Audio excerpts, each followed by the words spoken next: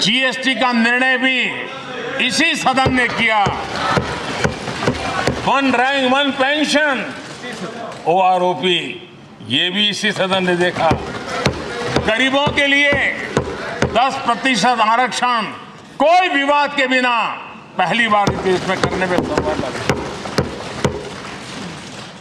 आदरणीय अध्यक्ष जी, भारत के लोकतंत्र में तमाम उतार चढ़ाव हमने देखे और ये सदन लोकतंत्र की ताकत है, लोकतंत्र की ताकत की साक्षी है, जन विश्वास का एक केंद्र बिंदु रहा है। इस सदन की विशेषता देखिए और दुनिया के लोगों का आज भी अचरज होता है। यह सदन है जिसमें कभी 4 सांसद वाली पार्टी सत्ता में होती थी और 100 सदस्य वाली पार्टी विपक्ष में बैठती थी। ये भी सामर्थ्य इस सदन के लोकतंत्र की ताकत का परिचय कराता है। और यही सदन है जिसमें एक वोट से अटल जी की सरकार गई थी और लोकतंत्र की गरिमा को बढ़ाया था। ये भी इसी सदन में हुआ।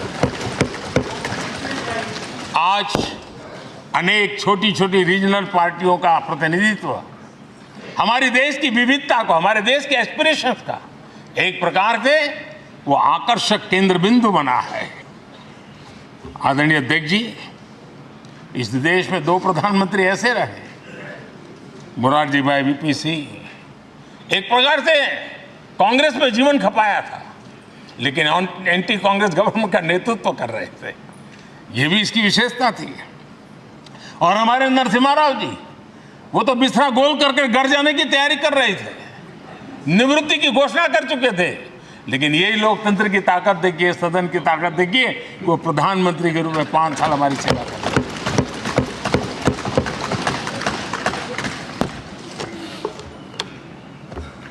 आदरणीय अध्यक्ष जी, सबकी सहमति से कठिन कार्य होते हुए हमने देखे हैं। 2000 की साल थी, अटल जी की सरकार थी। इसी सदन ने 3 राज्यों का गठन सर्व स्वीकृति से किया और बड़े उमंग उत्साह से किया। जब छत्तीसगढ़ की रचना हुई तो उत्सव छत्तीसगढ़ ने भी मनाया, उत्सव मध्य प्रदेश ने भी मनाया। जब उत्तराखंड की रचना हुई तो उत्सव उत्तराखंड ने भी मनाया, उत्सव उत्तर प्रदेश ने भी मनाया। जब झारखंड की रचना हुई तो उत्सव झारखंड ने भी मनाया, उत्सव बिहार ने भी बताया। ये हमारे सदन का सामर्थ्य, सब सहमति का वातावरण बना करके। लेकिन कुछ कड़वी यादें वो भी हैं कि तेलंगाना के हक को दबोचने के लिए भारी प्रयास हुए, खून की नदियां भी बही और बनने के बाद न तेलंगाना उत्सव मना पाया, न आंध्र उत्सव मना पाया। एक कटुता के बीज बो दिए गए। अच्छा होता उसी उमंग और उत्साह के साथ हम तेलंगाना का निर्माण करते तो एक नई ऊंचाई पर आज तेलंगाना पहुंच चुका होता। आदरणीय अध्यक्ष जी, संविधान सभा ने, आदरणीय अध्यक्ष जी, इस सदन की परंपरा रही है। संविधान सभा ने उस समय अपना दैनिक भत्ता 45 रुपये से कम करके 40 कर दिया था। उनको लगा हमें इसको कम करना चाहिए।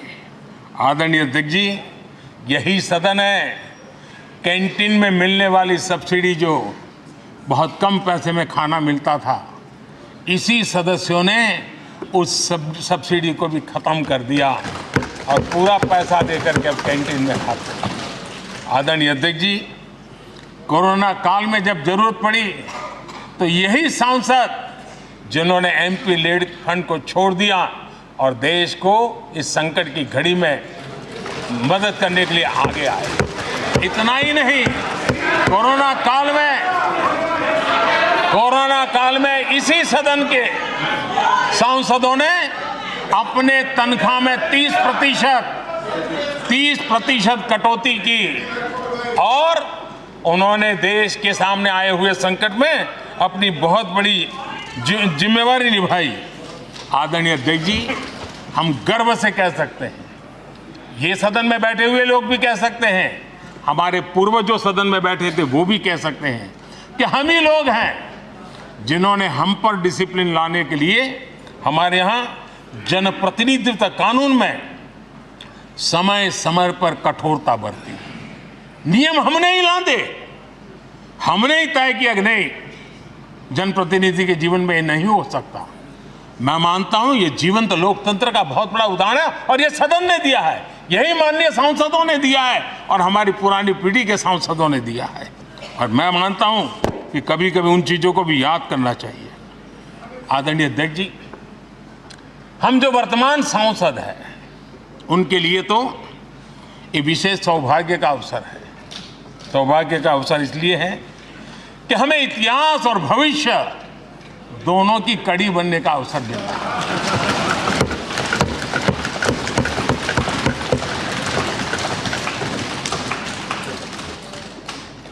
कल और आज से जुड़ने का हमें अवसर मिल रहा है और आने वाली कल निर्माण करने का एक नया विश्वास, नया उमंग, नए उत्साह के साथ हम यहां से विदाई लेने वाले हैं। आदरणीय अध्यक्ष महोदय, आज का दिवस सिर्फ और सिर्फ इस सदन के सभी 7,500 जनप्रतिनिधि रह चुके हैं उनके गौरवगान का पल है। इन दीवारों से हमने जो प्रेरणा पाई है, जो नया विश्वास पाया है, उसको लेकर जाने का है। बहुत सी बातें ऐसी थी जो सदन में हर किसी की ताली की हकदार थी, लेकिन शायद राजनीति उसमें भी आड़े आ रही है। नेहरू जी के योगदान का गौरवगान अगर इस सदन में होता है, कौन सदस्य होगा जिसको ताली बजाने का मन न कर जाए। लेकिन उसके बावजूद